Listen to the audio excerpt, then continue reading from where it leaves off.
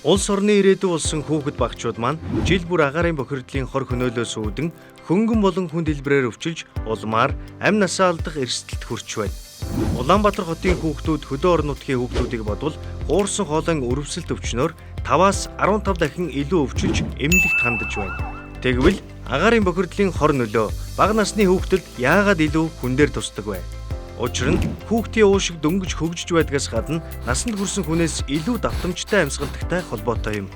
Насанд хүрсэн хүний уушиг 40-45 см байдаг бол бага насны хүүхдийн уушиг 25-аас 30 см байдаг. Агаар тэгдсэн нарийн ширхэгтэй тоосонцрыг бага насны хүүхдийн уушиг шүүж амьсгалах нь хүндрэлтэй байдаг учраас амьсгалын замын өвчнөд амархан өртсөөр байна. Мөн дархлалын тогтолцоо нь бүрэн хөгжөөгүй. Гадаад орчинд олон цагийг өнгөрүүлдэг учраас агаарын бохирдлоос үүдэлтэй элдв өвчин тусах өндөр магадлалтай юм.